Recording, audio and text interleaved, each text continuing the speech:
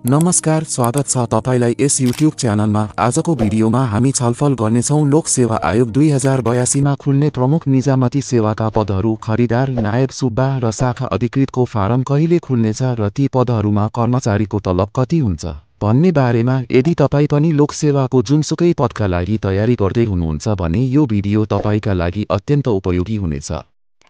Video अन्त्यसम्म हेर्नुहोस् र च्यानललाई सब्स्क्राइब पनि गर्नुहोला।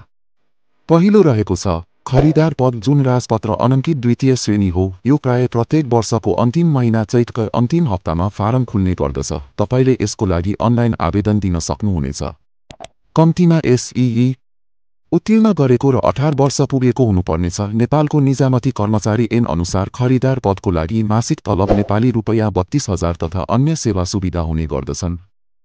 साथै प्रथम, द्वितीय, तृतीय गरी 3 परीक्षा र कम्प्युटर परीक्षण तथा अन्तर्वार्ता हुने गर्दछ।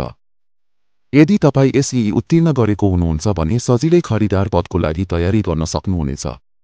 त्यसको लागि तपाईले आजैदेखि तयारीमा लागि राम्रो अङ्कसहित नेपालको निजामती कर्मचारी बन्न सक्नुहुन्छ र तलबसँगै अन्य सेवा सुविधा जस्तै तलब भत्ता, महँगी भत्ता, चाडपर्व भत्ता लगायत थुप्रै प्राप्त गर्न सक्नुहुनेछ। अर्को रहेको छ नायब सुब्बा, जुन सरकारी सेवा अन्तर्गतको राजपत्र अनङ्कित प्रथम श्रेणीको प्रशासनिक पद हो। नायब सुब्बा पदको आवेदन फारम प्रत्येक वर्षको पुस महिनाको अन्तिम हप्तामा खुल्ने गर्दछ। यसको लागि तपाईँ एसएलसी उत्तीर्ण गरेको र 18 वर्ष पुगेको हुनुपर्नेछ। यस पदको लागि नेपाल सरकारले मासिक तलब नेपाली रुपैयाँ 35,000 तोकेको छ भने अन्य सेवा सुविधा हुने गर्दछन्। यसमा पनि 3वटै परीक्षा र कम्प्युटर परीक्षण तथा अन्तर्वार्ता हुने गर्दछ।